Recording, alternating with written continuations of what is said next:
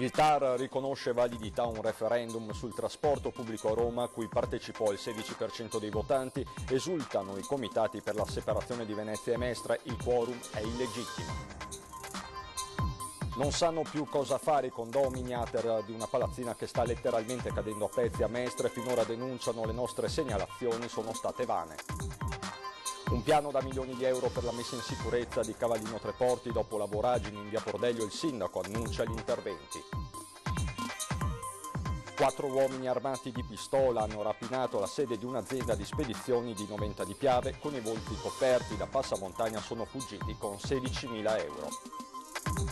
In Val Brenta sono in corso le ricerche di Paolo Tramontin, il 67enne di Mestre di cui da ieri non si hanno più notizie. L'uomo aveva raggiunto la Valsugana in treno. Autobus in fiamme a Marcon, mezzo distrutto dopo essere stato completamente avvolto dalle fiamme. Fortunatamente nessun ferito a bordo. Natale con un sorriso, progetto della Regione che da quest'anno entra negli ospedali di tutto il Veneto con i concerti dei grandi classici al teatro e nelle piazze con spettacoli internazionali. Bentrovati telespettatori di Antenna 3 Nord-Est per l'edizione veneziana dei nostri telegiornali. Ancora in primo piano c'è il referendum per la separazione tra Venezia e Mestre, perché oggi è arrivata una sentenza del TAR del Lazio che dà manforte alla voce del sì. Vediamo come. I comitati del sì non cedono lo scettro, dalla loro quel 66% che si è espresso a favore della divisione tra Venezia e Mestre.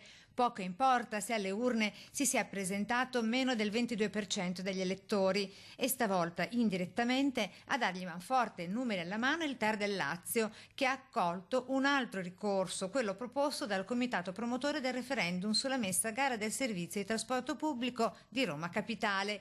In applicazione del principio di legalità ha affermato che l'esito referendario non è soggetto a sbarramenti, nonostante a Roma il quorum fosse previsto al 33,3% e alla consultazione partecipò invece il 16,3% degli aventi diritto. Il parallelismo con quello di Roma c'è sicuramente, perché il principio in base al quale per i referendum consultivi non c'è la necessità del quorum sono gli stessi, sono i principi che abbiamo sollevato nelle questioni di diritto che abbiamo sollevato noi nel ricorso al TAR per la questione del quorum del referendum veneziano. La voce del sì vuole farsi sentire proclamando la propria vittoria anche con l'attesa sentenza del TAR, presentando la cosiddetta istanza di prelievo. Ecco di cosa si tratta. È una questione tecnica, nel senso che ai tribunali amministrativi regionali, quando siamo in un procedimento giudiziario amministrativo,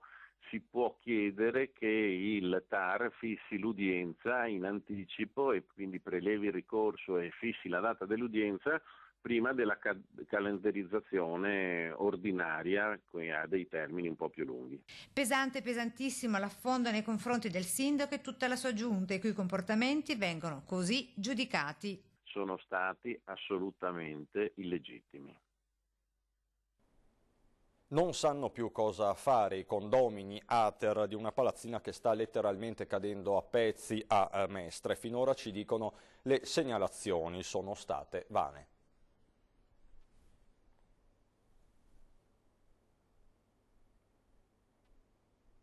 Dovrebbe arrivare il servizio. Un attimo solo. Pezzi di palazzo che si staccano, che vengono staccati per evitare il rischio che cadano sulla testa di qualche malcapitato. I problemi di questo complesso di appartamenti di Vicolo della Pineta in zona Santa Maria Goretti a Mestre, quasi tutti alloggi ATER, tranne qualcuno venduto e qualcun altro in attesa di un occupante, saltano subito all'occhio. Loro, i condomini ATER di segnalazioni, sostengono di averne fatte parecchie, ma non si è mai arrivati ad una soluzione definitiva. Cadono continuamente con il rischio che la gente se ne becca uno in testa. Io personalmente ne ho beccato proprio qui dietro, uno sopra la macchina, sul cofano. Da imbecille non ho fatto la dichiarazione, me la sono messo a posto io, però la realtà è questa. Non è che cadono tutti i giorni, però. Antonio Vianello abita qui da quando 42 anni fa si costruirono questi palazzi. Quanto costa l'affitto qui? L'affitto, mediamente la gente paga sui 150 euro prima. Adesso col nuovo aumento c'è gente che paga anche 500 euro al mese E da quello che so io tutti pagano da sempre, quindi le case ce le siamo già pagate. Intanto, all'ultimo piano, la signora Cesarina non ha bisogno di guardare fuori dalla finestra per capire quando piove. Quando piove mi goccia l'acqua giù, ma si riferisce sempre agli angoli, qua e qua. Vede che qua poi sì. L'altra volta invece di là. Senta, lei quante volte ha dovuto ridipingere questa stanza? 3 volte. Io parlo sempre con l'amministratore. Sì. E l'amministratore manda sempre qualcuno a rattoppare. Ma rattoppare però non è una cosa definitiva. E quando rattoppa e dopo viene ancora giù l'acqua, cosa devo dirle? L'idea di acquistare l'appartamento ce l'hanno avuta in parecchi, ma i prezzi, circa 90.000 euro, dice Antonio, sono proibitivi. Più quello che c'è da fare di ristorazione, più dovreste comprare anche il terreno, perché il terreno è in concessione per 99 anni, quindi dovrete pagare altri 15-20 mila euro del terreno. Quindi pensa lei che cifra. L'impianto della luce non è in regola, i bagni sono cadenti, le piastrelle degli appartamenti si muovono, quindi devi rifare tutto, almeno buttarci dentro ancora un 50-60 mila euro. Non so se un operaio può farlo. Un piano per la sicurezza del territorio da milioni di euro. A una settimana dalla voragine di via Pordello siamo a Cavallino Treporti. Il sindaco fa il punto della situazione. Ad una settimana i lavori stanno procedendo e abbiamo fatto con il provveditore, che è l'ente competente, insieme con il nostro ufficio tecnico della protezione civile, delle verifiche e ad oggi quindi la situazione è assolutamente tranquilla. La paura è passata, la situazione è tornata tranquilla, i lavori proseguono, ma quella strada improvvisamente inghiottita da una voragine a Cavallino Treporti è equivalsa anche ad un campanello d'allarme per la messa in sicurezza del territorio. Il sindaco Roberta Nesto ha avuto un incontro col provveditorato per la verifica dei danni complessivi e la richiesta degli interventi. Ovviamente abbiamo richiesto i danni, abbiamo richiesto dei lavori importanti per rinforzare i punti deboli del nostro territorio, perché purtroppo gli eventi eccezionali non sono più poi tanto eccezionali, quindi 13 milioni di euro, interventi da fare, e ovviamente stiamo aspettando anche che ci sia il decreto per Cavallino Treporti e per le mareggiate. Per ripristinare il tratto interessato dalla voragine, gli interventi che competono il provveditorato richiederanno circa 300.000 euro, mentre per la messa in sicurezza di altri 4 punti della strada ci vorranno 4 milioni di euro. Per altri interventi di messa in sicurezza del territorio, come la spiaggia e le arginature, ci vorranno 13 milioni. In via Pordello, inoltre, si aprirà la settimana prossima un altro cantiere che impiegherà 12 milioni di euro del comune. Noi abbiamo chiesto al provveditore di intervenire per quanto di sua competenza. Con i soldi del Comune, invece, già 2 anni fa, a gennaio 2018, abbiamo cominciato un progetto ambizioso, la pista ciclabile a sbalzo, che riguarda la messa in sicurezza dell'intera via. Quindi la pista ciclabile è un'attività importante, unica nel suo genere, 7,5 km a sbalzo sulla laguna di Venezia, e queste sono risorse che il Comune ha impiegato in quanto ritiene che sia un valore importante la sicurezza dei propri cittadini e dei propri ospiti. E del litorale veneto, delle spiagge, si è parlato ieri sera alle 20:10. In studio con Ferdinando Avarino c'era l'assessore al turismo della Regione Veneto, Federico Canera, che ha lanciaci proprio sulle spiagge una proposta. Ci è venuta in mente non tanto una provocazione, ma una proposta seria da fare al governo, parlando anche con i concessionari della costa, cioè quella di chiedere che le concessioni demaniali che i nostri concessionari adesso pagano sul territorio, perché quel territorio è di proprietà dello Stato, no? Quindi tu per poter esercitare, per poter piantare gli ombrelloni in sostanza devi pagare, ma sono tanti soldi che i nostri concessionari pagano, rimangano sul territorio per fare investimenti di prevenzione. Quindi noi non diciamo di non pagare le tasse, no? Cioè di evitare, quella stessa cifra venga utilizzata, lasciarla sul territorio, poi vediamo, magari creando un fondo apposito, esatto. Non importa che rimanga il concessionario alla regione, non importa, ma finalizzato alla prevenzione. Per esempio, non so, penso, Bibbione ha costruito il sabbiodotto. altre aree della costa non ce l'ha, quindi il tema per esempio del rimpascimento della costa. Cos'è il sabbiodotto? È una struttura, un'infrastruttura che porta la sabbia, la convoglia e permette di evitare di dover andare a scavare al largo per portarla sulla costa. Perché io penso invece a quella barriera che tutti gli anni, quando ci sono le stagioni invernali, si costruisce, la diga, diciamo, che quella alta di sabbia si costruisce per portare, se l'è mangiata in 3 secondi il mare, ma non solo, abbiamo avuto danni anche nelle passeggiate a Jesolo, la passerella è stata completamente divelta. No? Allora l'idea è quella di dire: perché non pensare una volta a fare qualche azione, diciamo, preventiva di difesa delle nostre coste? Ci vogliono tanti soldi. Allora, siccome siamo anche in tema di autonomia, discutiamo tanto di queste cose qua, approfittiamo dell'emergenza per dire: guarda, caro Stato, noi non è che non paghiamo, lasciaci quei soldi perché li investiamo direttamente sul territorio. Già fatto la richiesta ufficiale? No, vogliamo fare la richiesta ufficiale, quindi adesso la sto lanciando in diretta. Rapina a mano armata ieri sera in una ditta di spedizioni di Noventa di Piave, vediamo. 4 uomini armati di pistola hanno rapinato la scorsa notte la sede dell'azienda di spedizioni GLS a Noventa di Piave. La banda è entrata in azione poco prima delle 20, mentre uno dei rapinatori è rimasto in macchina a fare da palo. I 3 complici, con i volti coperti da passamontagna, hanno minacciato le operatrici all'ingresso con una pistola e si sono fatti consegnare l'incasso pari a circa 16.000 euro. Poi sono fuggiti. Operatrici ancora sotto shock ma fortunatamente illese e in grado di dare l'allarme e chiamare le forze dell'ordine. Subito sul posto intervenuti i carabinieri della compagnia di Sandona di Piave, che hanno avviato le indagini. Al vaglio anche i filmati delle telecamere di videosorveglianza. E sempre per la cronaca sono in corso da ieri sera le ricerche di un uomo di Mestre disperso in Val Brenta. In Val Brenta sono in corso dalla tarda serata di martedì le ricerche di Paolo Tramontine, 67enne di Mestre, da cui da ieri non si hanno più notizie. L'uomo aveva raggiunto la Valsugana in treno per un'escursione in montagna. È stato notato a Cismon del Grappa da alcuni residenti intorno alle 8 di martedì, poi più nulla. Nessun messaggio alla moglie, alla quale solitamente scriveva durante la giornata. I familiari hanno anche tentato di raggiungerlo telefonicamente ma non hanno avuto alcuna risposta, quindi hanno lanciato l'allarme. Su indicazione della prefettura di Vicenza, le ricerche sono state subito avviate con il coinvolgimento di tutti gli enti preposti.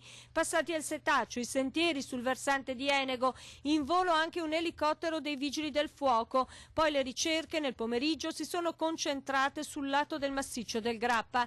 Nonostante l'importante spiegamento di uomini del soccorso, con l'impiego anche delle unità cinofile e le ricerche a 360 gradi in Valsugana e in montagna, al momento ancora nessuna traccia di Paolo Tramontin. Le ricerche proseguiranno anche in serata. Chiunque lo avesse incontrato è pregato di contattare i carabinieri. E si sono celebrati questa mattina nella chiesa dei Santi Apostoli i funerali del consigliere Paolo Pellegrini, mancato la settimana scorsa. A porgere l'ultimo saluto con picchetto d'onore gonfalone della città c'era anche il sindaco Luigi Brugnaro con la giunta comunale e numerosi consiglieri, presenti anche molti dipendenti e collaboratori dell'azienda di famiglia, amici, amministratori di società partecipate del comune, il presidente di Confindustria Marinese, ex sindaci di Venezia e giocatori della Reyer. Per tutti noi sei e per sempre sarai un punto di riferimento, ha detto il sindaco Brugnaro. Faremo tesoro delle tue parole e dei tuoi suggerimenti quando ci troveremo a dover scegliere la strada più giusta da prendere. Adesso per noi c'è la pubblicità, a dopo.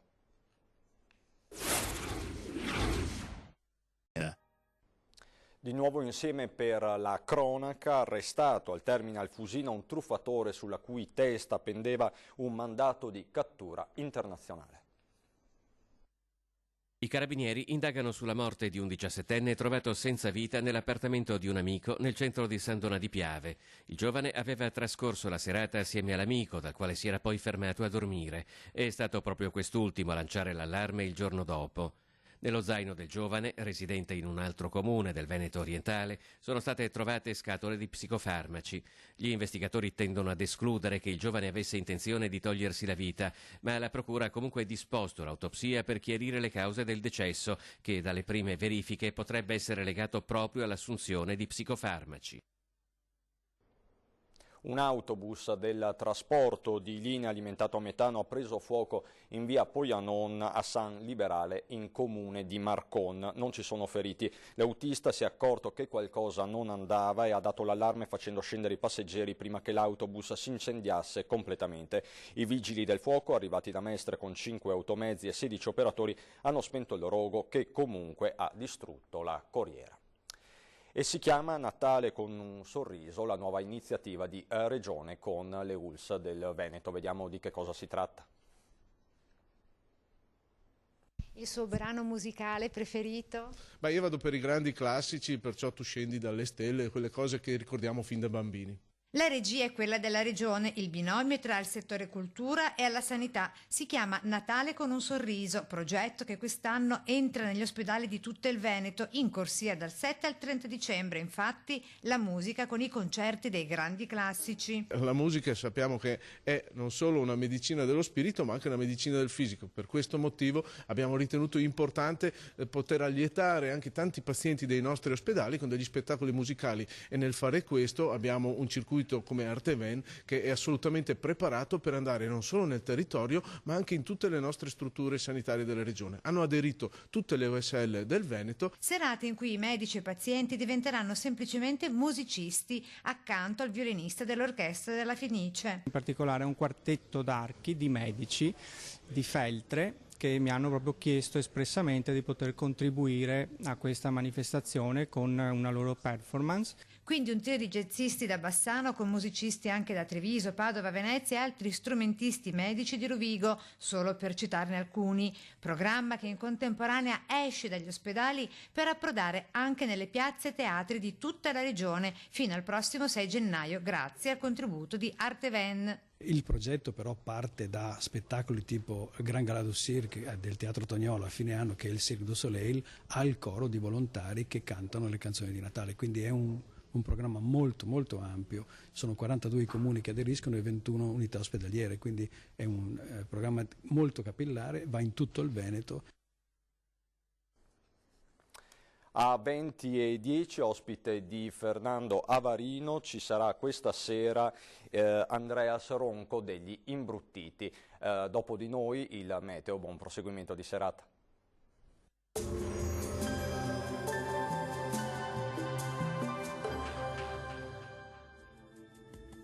Bentrovati al meteo. Si mantiene stabile il tempo sul nostro territorio, ancora sole prevalente nella giornata di giovedì 5 dicembre. La situazione nel dettaglio. Sul Veneto bel tempo con ampio soleggiamento su tutti i settori. Il cielo infatti si presenterà sereno, al massimo poco nuvoloso, non sono attese piogge. Attenzione solamente a possibili gelate notturne in pianura e nei fondovalle.